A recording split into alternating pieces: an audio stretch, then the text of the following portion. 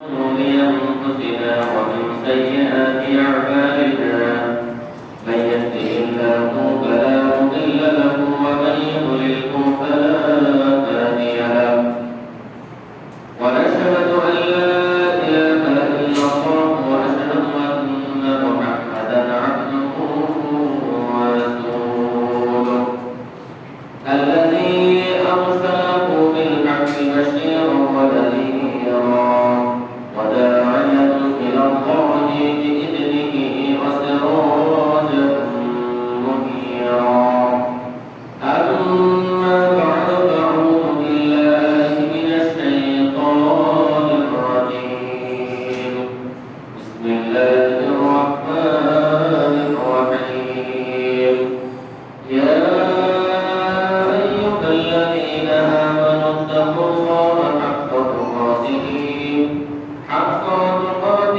ولا تموتن إلا وأنتم مسلمون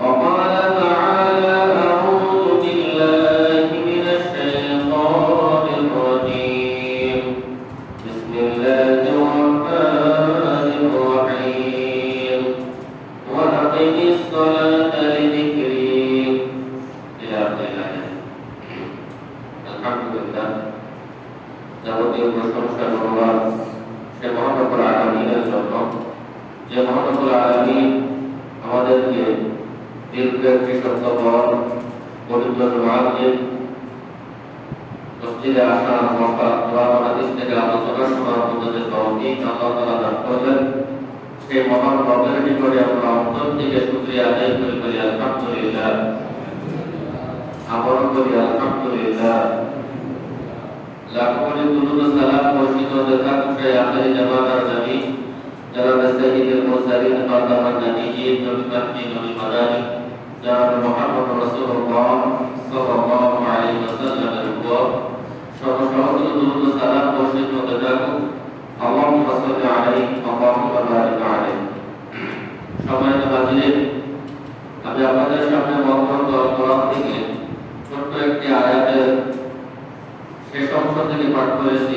এই আমাকে সংক্ষিপ্ত সময় জুমার খুতবার বিষয় সালাত আদায়ের মধ্য দিয়ে দ্বিতীয় পর্ব। গত জমায় কিছু আলোচনা হয়েছিল, তারপর থেকে আলোচনা করার চেষ্টা করবো ইনশাআল্লাহ। আমার তৌফিক বিল্লাহি আলাইহি তাওয়াক্কালতু ইলাইহি মুনীব।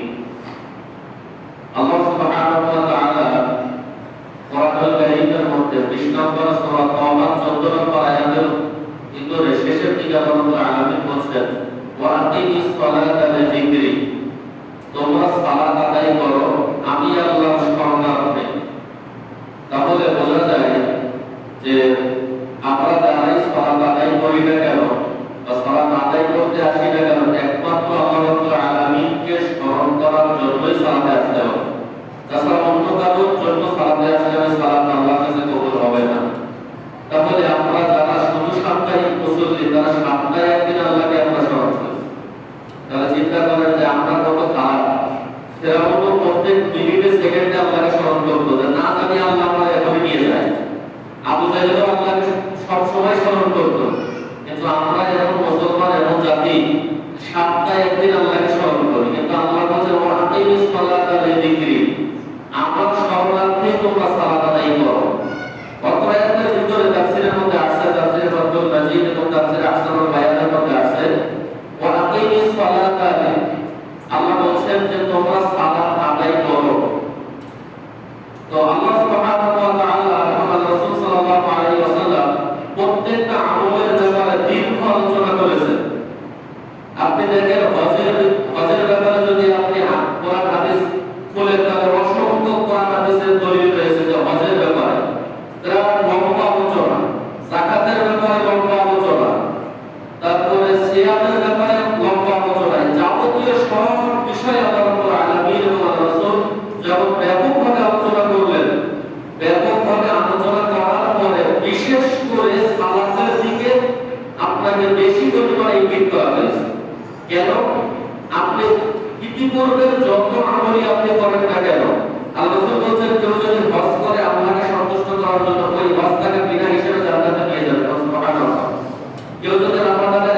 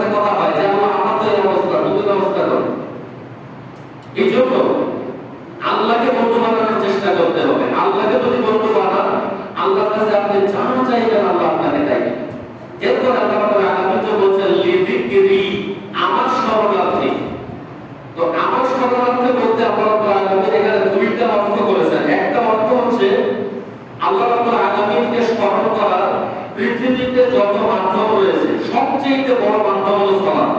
সালাত ছাড়া আল্লাহ রাব্বুল আলামিনকে স্মরণ করার অন্য কোনো বড় মাধ্যম নেই। হ্যাঁ, আপনি হজ করতে যান, হজ করতে গেলে আরাফার মাঠে গেলে আল্লাহর মেহমান না, সরাসরি তারা আল্লাহর মেহমান হয়ে যায়। ওখানে কথা বললে আল্লাহ কবুল করে নেয়। তারপরেও এখানে বলা হয় নাই যে তুমি হজে গেলে তুমি সবচেয়ে বড় মাধ্যম পেয়ে গেলে যে আল্লাহকে স্মরণ করার ছিল। আল্লাহকে স্মরণ করতে গেলে আল্লাহ বলেন লিযিকরি, আমাকে যখনই স্মরণ হবে তোমরা তখনই সালাত আদায় করো। আর যখনই তুমি সালাত আদায় করবা তখন এর মাধ্যমে তুমি আল্লাহকে স্মরণ করতে পারবে। আর দ্বিতীয় নম্বর যে অর্থ সেটা হচ্ছে আমার যখনই স্মরণ হয়ে যাবে, যখনই আমার মনে হবে তখনই করতে হবে। এই আয়াতের এতটুকু ব্যাখ্যায় ফাতুল কাদিরের মধ্যে উল্লেখ করেছেন যে আমি যখন ঘুমিয়েছিলাম, ঘুমিয়ে থাকার কারণে আমি সালাত পড়তে পারিনি, যে ফজরের সময় দীর্ঘ লম্বা ঘুম, আমি ঘুমিয়ে গেছি, এখন আর সালাত পড়তে পারি নাই, এখন আমার করণীয় কি? তখনই আল্লাহ বলছেন লিযিকরি, তুমি যে কয়টার সময় ঘুম থেকে উঠো না কেন, যখনই আমার কথা স্মরণ হবে ওই সময়ই তোমাকে সালাত আদায় করতে হবে। তারপরে সালাত ছাড়া একজন মানুষ দিকপাত করতে পারবে না, এটা আল্লাহর কথা।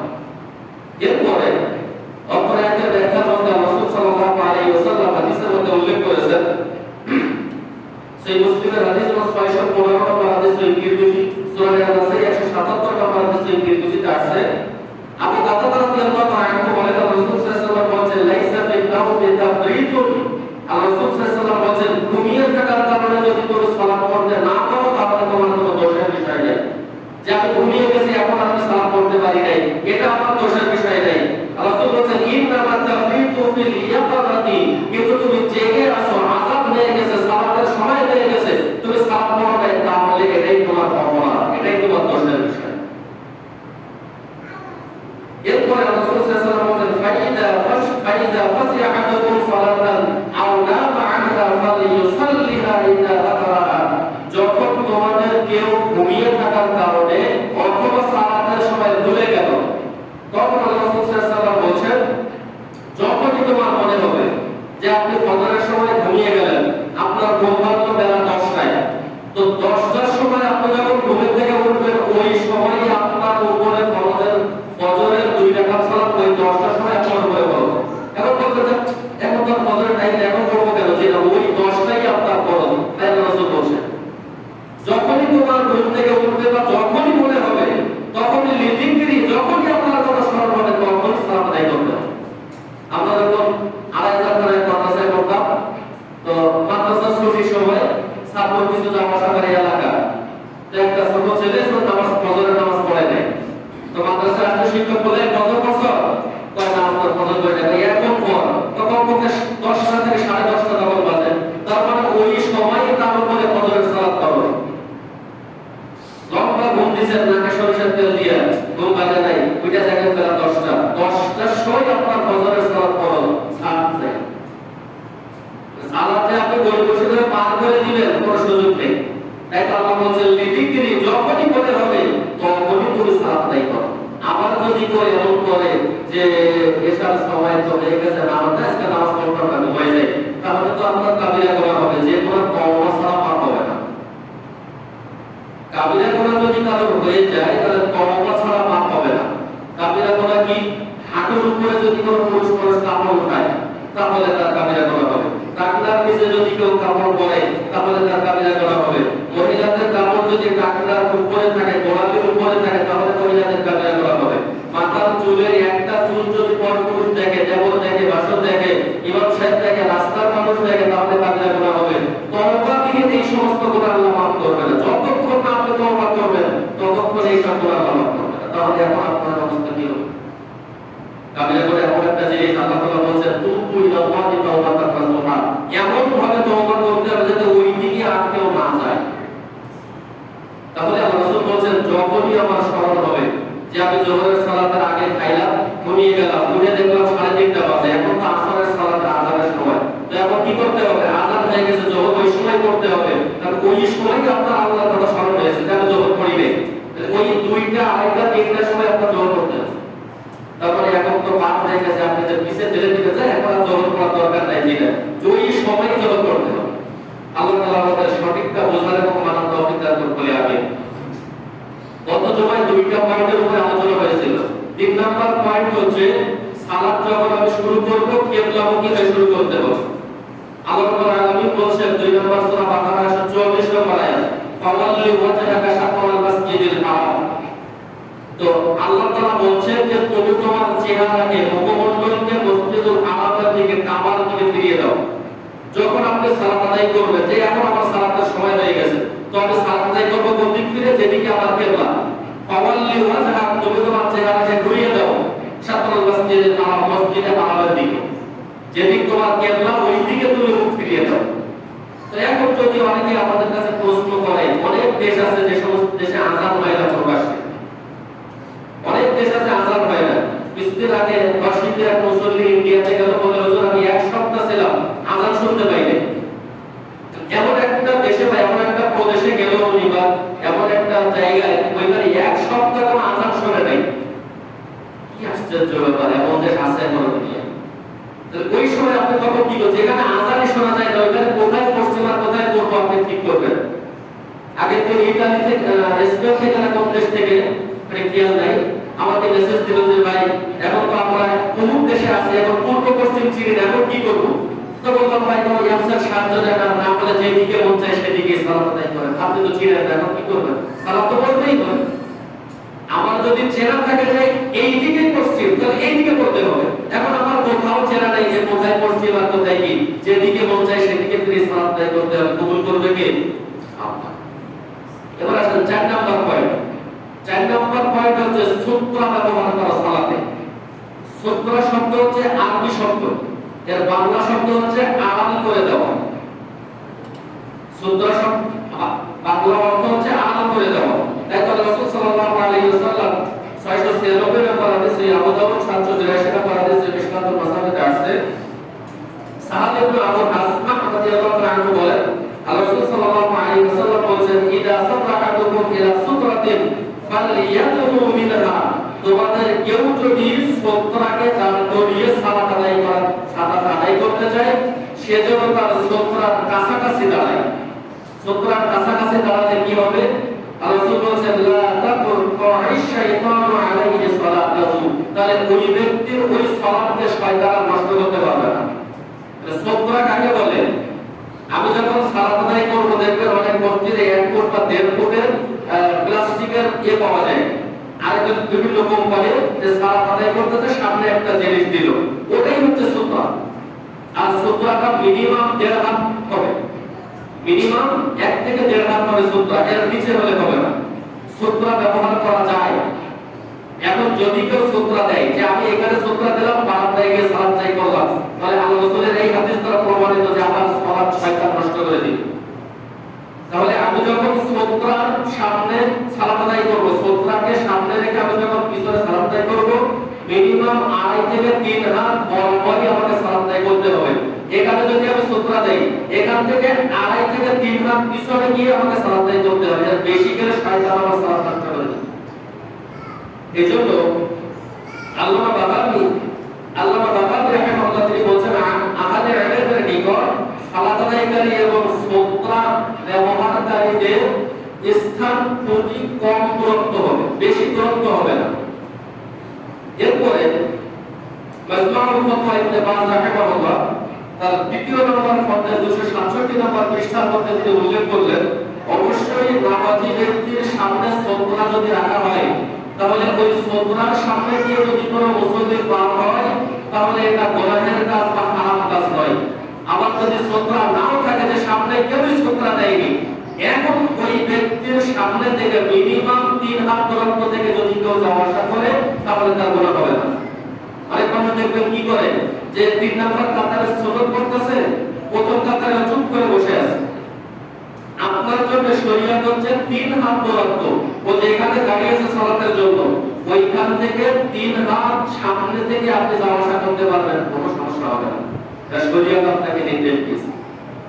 এখন যদি আপনি বলেন যে হুজুর তাহলে নামাজের সমস্যা হবে না, এই কথা আল্লাহ রাসূল বুখারীর হাদিসে বলেছেন 499 নম্বর হাদিস।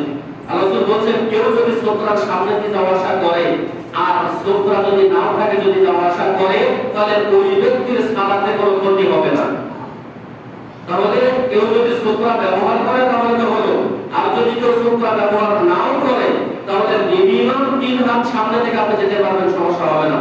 আর ইমামের সাথে যদি সালাত আদায় করে, মনে করেন ইমামের সাথে সালাত আদায় করতেছেন 5 লক্ষ মানুষ, তাহলে 5 লক্ষ মানুষের সুতরা হচ্ছে ইমামের সামনে যে ওয়ালটা থাকবে ওটা। ইমাম সালাত আদায় করতেছে, ইমামের সামনে একটা খুঁটিকে এভাবে ঘিরে দেওয়া হলো, এটাই সুতরা। তাহলে ওই 5 লক্ষ মানুষের সুতরা হচ্ছে ইমামেরটা। আর পিছনে যত মানুষ, ওদের আর সুতরার প্রয়োজন নেই। আমি যখন একা একা সালাত আদায় করব তখন আমার সুতরার প্রয়োজন হবে। আর যদি সুতরা মসজিদে না থাকে তাহলে আর সুতরার প্রয়োজন নেই। বুঝতে পারলেন? আল্লাহ তাআলা আমাদের বোঝার তৌফিক দান করুন, বলি আমিন। এখন কথা হচ্ছে, আমি যে সালাত আদায় করলাম, আমার সামনে দিয়ে যদি বাচ্চারা যাওয়া আসা করে, সালাতে সমস্যা হবে কিনা? যেটা সালাতে কোনো সমস্যা হবে না। প্রমাণ আল্লাহ রাসূল থেকে একাধিক হাদিস আসছে যে বাচ্চারা মসজিদে আসতে পারবে কিনা। তার মধ্যে একটা হাদিস আল্লাহ রাসূল বলেছেন, 709 নম্বর হাদিস, বুখারী এবং মুসলিমের হাদিস।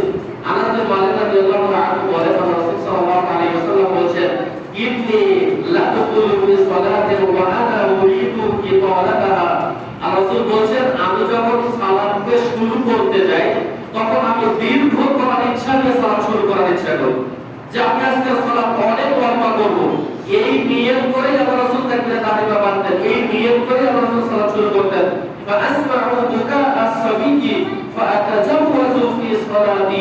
যখন আল্লাহ রাসূল সালাত শুরু করলেন তখন পিছন থেকে ছোট বাচ্চারা কান্না করত, তখন আল্লাহ রাসূল যখন শুনতে পেতেন, ফাআসমাউ বুকা আস-সাবিয়্যি, যখন বাচ্চারা কান্না করত তখন আল্লাহ রাসূল সালাতকে সংক্ষিপ্ত করে দিতেন। তাহলে এই হাদিস প্রমাণ করে 2 মাস 3 মাস 5 মাস 6 মাসের বাচ্চারা মসজিদে আসবে। যদি কেউ ধমক দিয়ে বলে এটাকে মসজিদে পাঠিয়েছে, তাহলে আপনি ইসলামকে ধ্বংস করে দিলেন। আর ইসলামকে ধ্বংস যারা করে তাদের ইসলাম জান্নাতে হবে না। বুখারী মুসলিমের হাদিস। আল্লাহ রাসূল বলেন, ফাআসমাউ বুকা আস-সাবিয়্যি, যখনই বাচ্চারা কান্না করত তখনই আমি আমার সালাতকে সংক্ষিপ্ত করে দিতাম। তার মানে 1-1.5 বছরের বাচ্চা, 6-7 মাসের বাচ্চা মায়েরা মসজিদে নিয়ে আসতো, তারা পাশে থেকে সালাত আদায় করত। হতে পারে তাদের খিদা লেগেছে, বা হতে পারে তাদের অন্য কোনো সমস্যার জন্য কান্না করতে রাসূল সালাত সংক্ষিপ্ত করে দিয়েছেন। এটা একটা। আরেকটা হাদিস রাসূল সাল্লাল্লাহু আলাইহি ওয়াসাল্লাম বলেছেন, 1109 নম্বর হাদিস আবু দাউদ এবং 2926 নম্বর হাদিস ইবনে মাজাহতে আছে, আল্লাহ রাসূল সাল্লাল্লাহু আলাইহি ওয়াসাল্লাম যখন জুমার খুতবা দিতেন তখন আল্লাহ রাসূলের 2 জন নাতি হাসান এবং হুসাইন তাদের 2 কোলে নিয়ে পরে রাসূল খুতবা দিতেন। 2 জনকে 2 কোলে নিয়ে রাসূল খুতবা দিতেন। এখন তো এই হাদিসের উপরে আমল নাই। আমল তো দূরে কথা, আনলেই তো হুজুরের চাকরি শেষ হয় না। বাইসটা শুরু করছেন না, বলা হয় একটা ফুটবল ম্যাচে খেলা করা যাবে। আল্লাহ রাসূল যখন কোলে নিয়ে খুতবা দিল, তার সাহস হয় আল্লাহ রাসূলকে প্রশ্ন করা। আমরা তো ফট ফট করে হুজুর আপনি এটা পছন্দ, এটা পছন্দ, এটা পছন্দ। আল্লাহ রাসূলের হাদিস, আল্লাহ রাসূলের কথা এবং কাজ হচ্ছে আপনার আমার জন্য সুন্নাত, মানতে হবে। এটা একটা। এরপরে রাসূল সাল্লাল্লাহু আলাইহি ওয়াসাল্লাম 5996 নম্বর হাদিস বুখারী, 984 নম্বর হাদিস মিশকাতুল মাসাবিতে আছে, আবু কাতাদা রাদিয়াল্লাহু আনহু বলেন যে আমি রাসূল সাল্লাল্লাহু আলাইহি ওয়াসাল্লামকে এবং লোকজনদেরকে নিয়ে সালাত আদায় করতে দেখলাম। আবু কাতাদা বলেন, আমি দেখলাম যে আল্লাহ রাসূল সালাত আদায় করতেছেন পিছনে মুসল্লিদেরকে নিয়ে। তখন উমামা বিনতে আবুল আস আলা আতিকিহি ফাইদা রাফা ওয়াদাআহা ওয়া ইদা রাফা মিনাস সুজুদি আ'আদাহা। তখন আবু কাতাদা বলেন, আমি দেখলাম যে আল্লাহ রাসূল যখন সালাতের ইমামতি করতেছেন পিছনে মুসল্লিদেরকে নিয়ে, তখন আল্লাহ রাসূলের কাঁধে ছিল তার নাতনি উমামা বিনতে আবুল আস। আল্লাহ রাসূল কাঁধে নিয়ে সালাত আদায় করতেছেন। ফাইদা রাফা ওয়াদাআহা, যখন আল্লাহ রাসূল রুকুতে যেতেন তখন উমামা বিনতে আবুল আসকে কাঁধ থেকে নামিয়ে মাটিতে রাখতেন। ওয়া ইদা রাফা মিনাস সুজুদি আ'আদাহা, যখন আল্লাহ রাসূল রুকু করতেন, সিজদা করতেন, সিজদা থেকে যখন উঠে আবার দ্বিতীয় রাকাতের জন্য দাঁড়াতেন, আর উমামা বিনতে আবুল আসকে আবার আল্লাহ রাসূল কাঁধে উঠিয়ে নিতেন। তাহলে এভাবে যত রাকাত আল্লাহ রাসূল করতেন, কাঁধ থেকে নামাতেন আবার কাঁধে ওঠাতেন, কাঁধ থেকে নামাতেন আবার কাঁধে ওঠাতেন। এই কাজ করেছে আল্লাহ রাসূল সালাতে দাঁড়িয়ে। তার মানে এটা আল্লাহ রাসূলের সুন্নাত, এটাও মাঝে মধ্যে করতে হবে। হাদিস তো বুখারী মুসলিম।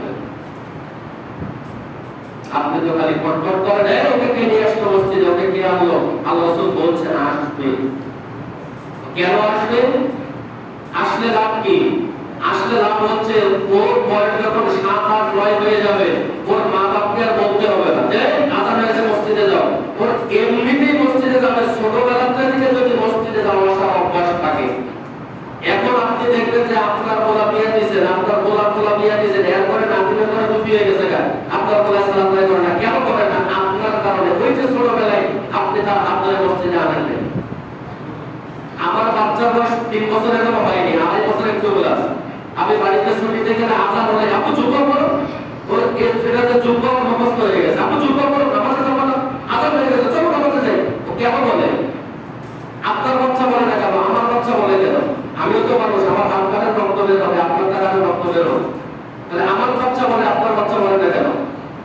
ওই যে আপনার আনার তার অভ্যাস নেই, আনতে হবে। অনেক ওলামায়ে কেরামের মত সালাত শুরু হয়ে গেছে, পিছনে যদি বাচ্চারা চিল্লাচিল্লি না করে, পিছনে যদি বাচ্চারা খেলাধুলা না করে, ভবিষ্যৎ প্রজন্মে ওই মসজিদে মুসল্লি খুঁজে পাওয়া যাবে না। এটা আমার কথা নয়, অনেক বড় বড় মাথার আলেমের কথা। তাহলে সালাত শুরু করেছেন, পিছনে বাচ্চারা খেলা করবে, দৌড়াদৌড়ি করবে, হাসাহাসি করবে, চিৎকার করবে, ধমক দেওয়ার কোনো অনুমতি ইসলাম দেয়নি। যদি ধমক দেয় তাহলে ইসলামকে ধ্বংস করে দিলাম। ইসলামকে ধ্বংস করলে জাহান্নাম অনিবার্য, বাঁচার কোনো উপায় নেই। আল্লাহ তাআলা আমাদের বোঝার তৌফিক দান করুন, আমিন। এবার আসেন 5 নম্বর পয়েন্ট। 5 নম্বর পয়েন্ট হচ্ছে দুই পায়ের মাঝখানে কতটুকু জায়গা আমরা রাখবো সালাতে। অনেক মানুষ দেখবেন দেখবেন যে রাহে মনে যে মাঝখানে ট্রেনে যাবো, বুঝলেন? মনে যে ট্রেনে জায়গা আছে, আবার এমন সীমা থাকে এটা 3 যাইতে গেলেও কষ্ট হয়।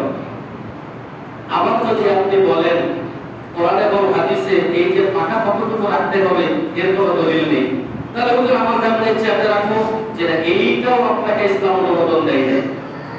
আল্লাহ রাসূল সাল্লাল্লাহু আলাইহি ওয়াসাল্লাম থেকে একটা হাদিস আছে, 725 নম্বর হাদিস, এই বুখারী 662 নম্বর হাদিস, এই আবু দাউদ এবং সৌদি আরবের সবচেয়ে উচ্চ ফতোয়া বোর্ড যেটা ফতোয়ায়ে দাসনাত দাহিবা, এর 5 নম্বর খণ্ডের 357 নম্বর পৃষ্ঠায় তারা একটা ফতোয়া উল্লেখ করেছেন আল্লাহ রাসূলের হাদিস দিয়ে।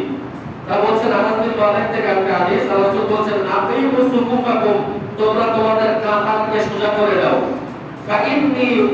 ফাইন্নি আরাকুম মিন ওয়ারা'i যাহরিহি, আমি আমার পিছন দিক থেকে তোমাদেরকে দেখতে পাই।